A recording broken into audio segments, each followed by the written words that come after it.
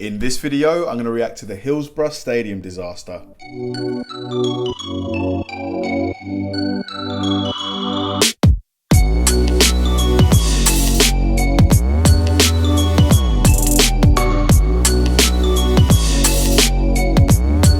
Hi guys, and welcome to another episode of Kabir Considers. This is the place where I react to music, media, sports, anime, anything related to popular culture. I'll watch it with an open mind and give you my 100% honest reaction to it. And if you could please hit that like button early, I'd really appreciate it. Now, this is going to be a really interesting and poignant video. Like, I have to say, as someone who is a huge football fan, like British football, I'm a bit embarrassed to say that I don't know all the details about the Hillsborough disaster. And from what I know, it was absolutely devastating. I think it's one of the, if not the deadliest sporting accidents in British history. I think it killed like 95 or 96 people, you know, just huge amount, and just countless people injured as well. It was Liverpool Football Club were one of the teams that was playing at the time. And it happened quite a few years before I was born. It was like in the late 90s, I think. But that's all I know. I don't really know about you know, what really caused it. Was it a stadium collapse, or was it maybe people standing on terraces and they fell, or just, yeah, the details, I just haven't learnt the details. But yeah, this video is going to be really eye-opening. It's going to, you know, tell me the whole story, and obviously, hopefully, we can, you know, learn things from it. I know that technology and the way stadiums are constructed nowadays are a lot better, like, because of the advances we've made. But yeah, this is going to be a real interesting one. So let's go. This is going to be me reacting to the Hillsborough disaster. Let's do it. On April 15th, 1989, a tragedy took place at the Hillsborough Stadium in Sheffield, England, during a football game between Liverpool and Nottingham Forest. Police negligence led to massive overcrowding in the seating pen. Oh, police negligence. So it wasn't even as if it was the actual infrastructure of the stadium that failed. Which led to a human crush. The crush was so devastating, 96 people lost their lives, and 766 people were reported injured from asphyxiation. Hillsborough Stadium was chosen to host as neutral grounds for the teams. Liverpool fans gathered at the northwest part of the stadium called Leppings Lane, while Nottingham fans entered at the southeast end. Efforts were made to keep the fans from crossing each other's paths, because at the time, there were many hooligans among the fans, and often fights would break out. Look at this guy. What are you doing? There's a copper right here, you know? What are you doing? While this was an attempt at keeping the peace, there were more Liverpool fans than there were Nottingham. Nottingham's side had 29,800 combined capacity and 60 turnstiles for people to enter through.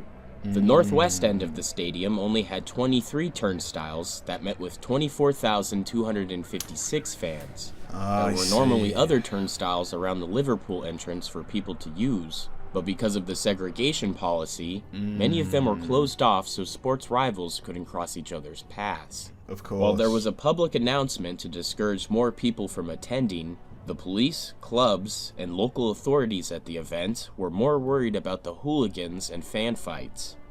The game was scheduled to start around 3 p.m. Around 2:20 p.m., 350 people arrived off of 3 chartered buses. Upon their arrival, many of the fans wanted to enjoy their time with family and friends, and weren't in a hurry to try and get into the stadium. Of course, you know, typically before a football game here, you'll go grab a couple beers, you know, get some food maybe.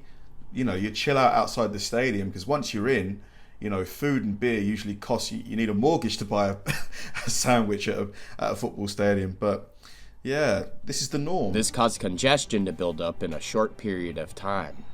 On the TV and radio, announcers told people to stay home if they didn't have a ticket because of how packed it was. Between 2:30 and 2:40, people started to cram up at the turnstiles in front of Leppings Lane. At 2:46, John Motson, the BBC football commentator at the event, could already tell there was an imbalance of distribution among the people. and signaled the cameramen to get a shot to show just how many people were there. Oh, A police man. constable at the event requested that the game be delayed by 20 minutes to try and ensure safer passage for the fans, as the request had been granted at a game 2 years prior. However, the request was denied. Why was it denied? I mean, why was it denied? I'm guessing it was denied because obviously the TV networks have a strict schedule, so that obviously if the game goes well beyond its allotted time, they're going to have to push everything else back. But, you know, this is safety we're talking about here. Outside the stadium, the crowd started to form a bottleneck.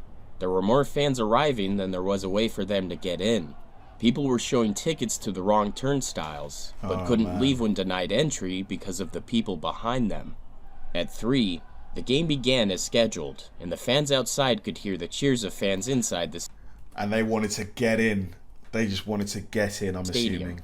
There was an estimated 5,000 people just at the turnstiles trying to get in, and this aroused safety concerns from police.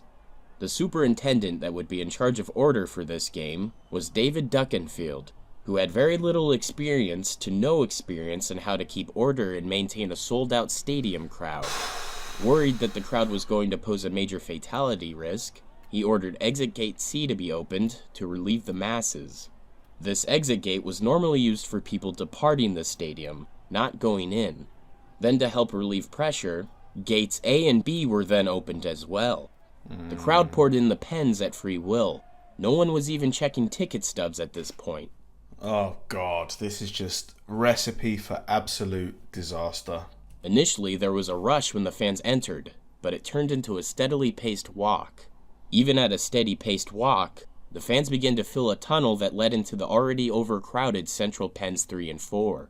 The rushing crowd had no way of knowing they were being led into an area that didn't have enough room, or what was happening in the front pens. People in the front pens were suddenly rushed from behind and pinned against each other and the barrier that separated the fans from the game on the field. For some reason, while police or stewards were usually present to direct people where they should go, they were not there to do that.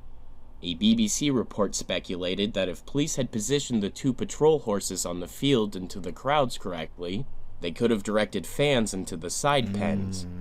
With the game just Oh my God, these guys, this was just a complete mess of organisation, or disorganisation. starting, there were still fans arriving God, look at this image. This is horrible. Horrible. into the pens from the rear entry gate. During the crush, people were so packed in they couldn't turn, they couldn't bend, or even raise their arms.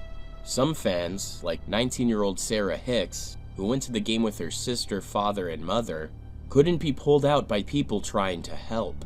A man trying to save Sarah Hicks wasn't able to do anything when he tried to pull her up. Oh my God. He lost his grip on her, couldn't reach her again, and could only watch in terror as she cried and became asphyxiated. Oh Her my sister, God. 15-year-old Victoria Hicks, was also killed in the crush. People above in the west stands were pulling people up from the Leppings Lane terrace. In the confusion, police gathered in front of the fence and created a cordon to keep fans from escaping over the fence. What? Oh man. This is terrible. You know what? I can understand that the police guys, you know, the policemen who were there probably hadn't ever been faced with these circumstances. But surely you can see that these guys are being crushed. Why would you stop them from escaping? They're not trying to get onto the pitch and hug the players. Thinking it was just a pitch invasion, they were pushing fans back into the crush. At approximately 3:05, a football player kicked a shot that hit the pole of Nottingham's goal barrier. Possibly as a result of the excitement, that very moment there was a surge in Pen 3, and one of the metal crush barriers gave way. Oh man. This sent people flying over each other, and unfortunately, on top of any injured people who were lying in front of the barrier after managing to escape. South Yorkshire Superintendent Greenwood realized what was happening and quickly told the referee. By the time he noticed, however, fans had already broken open one of the locked gates in the barrier and were fleeing by climbing over the fence. Goodness Other me. fans trying to help made holes in the perimeter of the fence. The intensity of the crush broke multiple terraces. The referee called the game and sent the players to their respective locker rooms.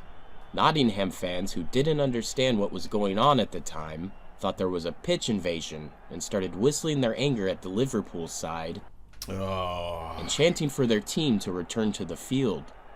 Fans were grabbing advertising boards and running them across the field to try and carry victims to the 44 ambulances that were at the Nottingham Forest side, but they were forced back by police. Only one of those ambulances actually made it onto the field. Police prevented the other 43 from entering. 14 of the 96 fatally injured made it to the hospital.